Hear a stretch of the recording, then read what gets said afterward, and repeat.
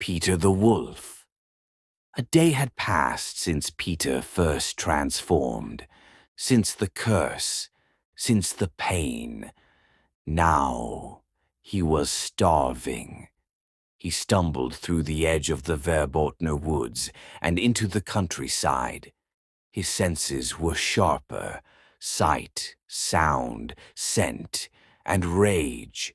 And the scent he caught in the wind was unmistakable. Swine. He followed it to a field where 3 pigs lived in crooked little homes. He crept closer, but they spotted him.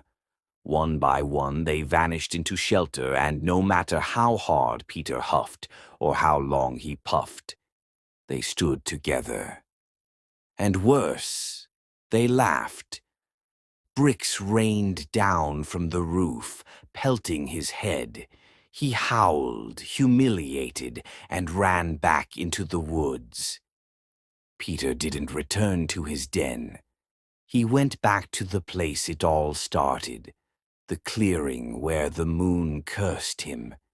He searched. For what, he didn't know. A cure? A purpose? Answers? But the forest said nothing. A week passed. The hunger remained. And then he caught another scent. Cloak, crimson, female. The girl.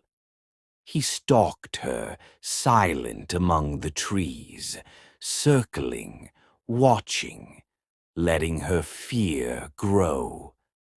He knew where she was going, but she didn't know her grandmother had already been cooked. He raced ahead, arriving at the old woman's cottage before her. The confrontation that followed was chaos.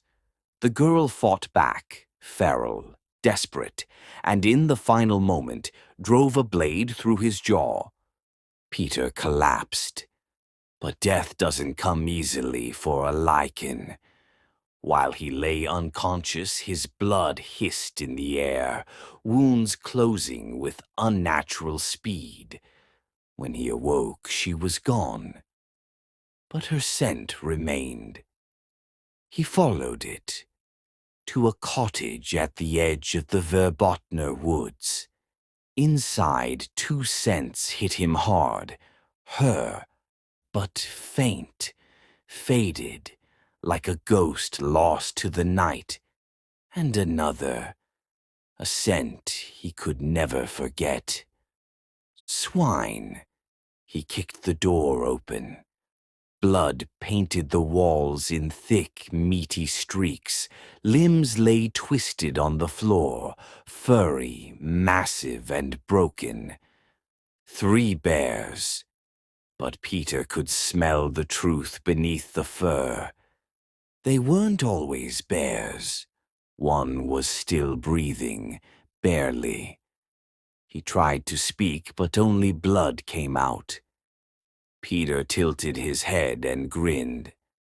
"You smell familiar." The bear's eyes locked with Peter's, wide with recognition. "You and your brothers." He crouched down and licked blood from his own hand. "Threw bricks at me." The bear whimpered. He couldn't move. He had no legs to run. Peter leaned in close, voice low and guttural. "I'm very hungry."